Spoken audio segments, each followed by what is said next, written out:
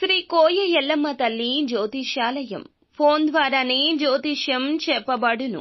విద్య, ఉద్యోగం, వ్యాపారం, ప్రేమించిన వారు దూరం అవడం, భార్యాభర్తల మధ్య గొడవలు, అత్తాకోడళ్ల మధ్య మనస్పర్ధలు, కుటుంబ సమస్యలు, ఆర్థిక సమస్యలు, పెళ్లి కుదరకపోవడం, సంతానం ఆలస్యం కావడం, స్త్రీ పురుష వశీకరణం, చెడు ప్రయోగ నివారణ మొదలగు ఎటువంటి సమస్యలకైనా పరిష్కారం చూపబడును. స్త్రీ పురుషులకు ఎటువంటి సమస్యలు ఉన్నా నమ్మకంతో కాల్ చేయండి.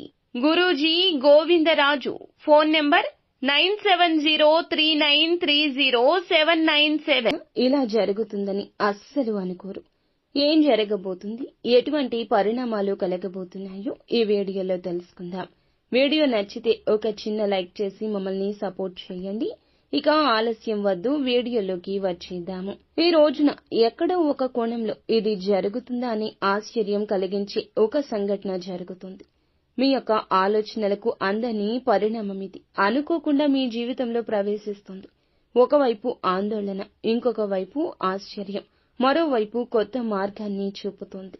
తీర్మానాలు తీసుకోవడంలో చిత్తశుద్ధి, భావోద్వేగాలపై నియంత్రణ, మీ యొక్క పరిస్థితులపై అవగాహన ఉండాలి.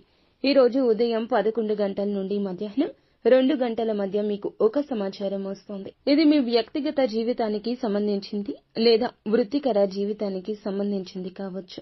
కొంతమంది ఈ రాశి వారికి కుటుంబం నుండి వచ్చే ఒక పెద్ద నిర్ణయం, పెళ్లి సంబంధం, విడాకులు, పెద్ద కుటుంబ భూ సమస్య పరిష్కారం అవ్వచ్చు, లేదా పాత వ్యాజ్యం వంటి విషయంలో చివరి తీర్మానం. ఇలా కొందరికి ఒక స్నేహితుడు కానీ, పాత స్నేహితుడు కానీ ఊహించని విషయం బయట పెడతారు. ఇది మిమ్మల్ని షాక్ కు గురి చేస్తుంది. ఆ విషయాన్ని విని కొద్దిసేపు మౌనంగా ఆలోచిస్తారు. ఉదాహరణకు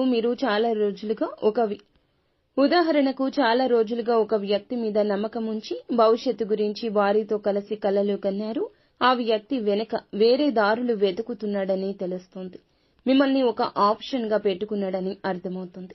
భవిష్యత్తులో చేయబోయే ఒక ప్రాజెక్టు గురించి ఎవరో ముందే దానిని ప్రాక్టికల్ గా మొదలు పెట్టారని తెలిసి దానికి సంబంధించి విషయాలు బయట పెట్టారంటే ఇదంతా ఊహకందని పరిణామమే.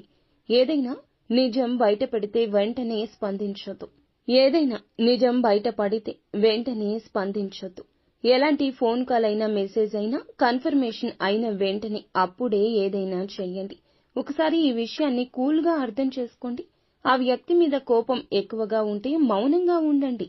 అలా చేస్తే అటు గౌరవం, ఇటు ఆత్మ గౌరవం కూడా నిలుస్తుంది. ఇక ఈ రోజు రాత్రి 8:30 దాటాక మీకు క్లారిటీ వస్తుంది. మిగతా నిజాలు తెలిసే అవకాశం ఉంటుంది. ఇంట్లో జరిగే ఈ ఊహించని పరిణామం వల్ల మీరు పనిచేసే ప్రదేశంలో కొంచెంగా మీరు తప్పు చేయొచ్చు. ముఖ్యంగా అఫీషియల్ ఈమెయిల్స్, అగ్రిమెంట్స్, అప్రూవల్స్ వంటి వాటిని తక్షణ నిర్ణయంతో చేయొద్దు. అసలు డాక్యుమెంట్స్ ని డబుల్ చెక్ చేయండి. కొంతమంది కో వర్కర్స్ మీ పరిస్థితిని ఆసరాగా మార్చుకుని మీ మీద ఉన్న పనిని మీకు తెలియకుండానే షేర్ చేయగలుగుతారు. ఇక ఈ పరిణామం డబ్బుతో కూడా లింక్ అయి ఉండొచ్చు. కొంతమందికి ఊహించని ఖర్చు రావచ్చు. అప్పులు సెటిల్మెంట్, మిగిలిపోయిన పేమెంట్, హాస్పిటల్ బిల్స్ లేదా ఫ్యామిలీ హెల్ప్ ఏదో ఒకటి భరించాల్సి రావచ్చు. ఈ యొక్క ఖర్చు ఒక్కసారి చేసిన తర్వాత మళ్ళీ ఇలాంటి సమస్య వచ్చే అవకాశం తక్కువే. ఒక్కసారి వెళ్లిన డబ్బు తిరిగి త్వరగా రికవర్ చేస్తారు. కంగారు పడద్దు. ఈ రోజున మెంటల్ బర్డెన్ ఎక్కువగా ఉండొచ్చు.